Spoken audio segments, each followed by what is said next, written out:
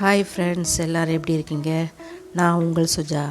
இன்றைக்கி நம்ம என்ன சமையல் பார்க்க போகிறோம்னா பரோட்டா. வீச்சு பரோட்டா இல்லைங்க, இது பேர் ஈஸி பரோட்டா. நான் வச்ச பேர். எல்லோரும் சுலபமாக செய்யக்கூடிய ஈஸியான பரோட்டா. ஓகே, வாங்க நம்ம வீடியோக்குள்ளே போகலாம். இப்போ நீங்கள் நைட்டு சுடுறதா இருந்தால் நம்ம காலையிலே மாவை பிசைஞ்சு வச்சுக்கிறணும். நான் 1/2 கிலோ மாவு, ஒரு முட்டை, 1 ஸ்பூனு சர்க்கரை, நம்ம தேவையான அளவு உப்பு, இதெல்லாம் போட்டு நல்லா சாஃப்டாக பிணைஞ்சி வச்சுக்கிறணும். பிணைஞ்சி நம்ம மூடி வச்சிட்டோன்னா நல்லா நைட்டு நல்லாயிருக்கும், சாஃப்டாக இருக்கும். ஃபுல்லாக பரத்திக்கிறணுங்க. சப்பாத்திக்கு மாதிரி நல்லா பரத்திக்கிட்டு அது கூட நம்ம 1 ஸ்பூன் ஆயில் ஆட் பண்ணிக்கிறணும். அது பரத்தின இடத்துல தடவிட்டு இந்த மாதிரி திருப்பி மடக்கிக்கிட்டு அது மேலே இன்னொரு ஸ்பூன் ஆயில் நம்ம ஆட் பண்ணிக்கிறணும். அவ்வளோதான். இப்போ இந்த மாதிரி பண்ணோம்னா நம்ம சுடுறப்போ லேயராக வரும்.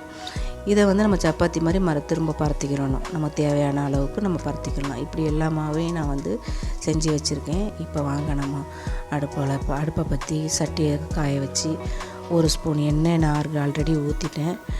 அது சட்டி காஞ்ச உடனே நல்லா சுள்ளுன்னு காஞ்ச பிறகு தான் நம்ம மாவை எடுத்து போடணும்.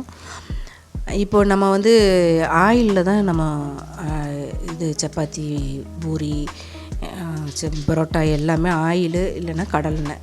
நல்லெண்ணெய் யூஸ் பண்ண வேணாம். அது குழம்புக்கு தான் நல்லாயிருக்கும். இல்லைன்னா இது ஸ்மெல்லு வரும்.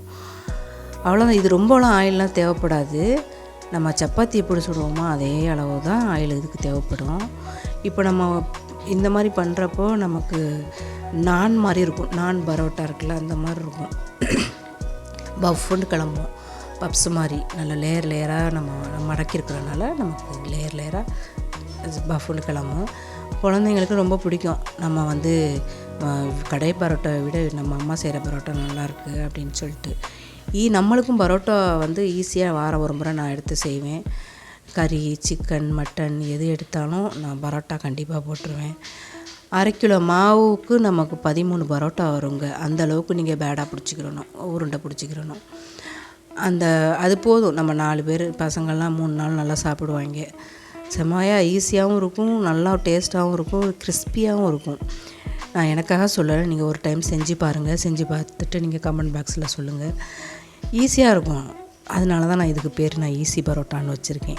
நம்ம எல்லாமே இந்த மாதிரி சுட்டி அடுக்கி வச்சுக்கிட்டு பரோட்டா மாதிரி நல்லா அடிச்சிக்கிடலாம். அடித்தா தானேங்க பரோட்டா இந்த மாதிரி நல்லா சாஃப்டாக வந்துடும். லேயர்லாம் வந்துடும். அவ்வளோதான், முடிஞ்சிருச்சு. இப்போ நம்ம வீட்டில் என்ன குழம்பு வச்சுருக்கோம்? எங்கள் வீட்டில் இன்றைக்கி சிக்கன் குழம்பு வச்சுருக்கோம். ஸோ நல்லா அதை ஊற்றி பெரட்டி அடித்து சாப்பிட வேண்டியதுதான். அவ்வளோதான் ஃப்ரெண்ட்ஸ். இந்த வீடியோ உங்களுக்கு பிடிச்சிருக்குன்னு நான் நம்புகிறேன். பிடிச்சிருந்தா லைக் பண்ணுங்கள், ஷேர் பண்ணுங்கள், சப்ஸ்கிரைப் மெயினாக பண்ணுங்கள். கண்டிப்பாக நான் ப்ராப்பராக ஹோட்டலில் மாதிரி வீச்சு பரோட்டா செமையாக பண்ணுவேன். அதே மாதிரி நான் வீசி நான் உங்களுக்கு போட்டு காட்டுறேன். ஓகே ஃப்ரெண்ட்ஸ், பாய்.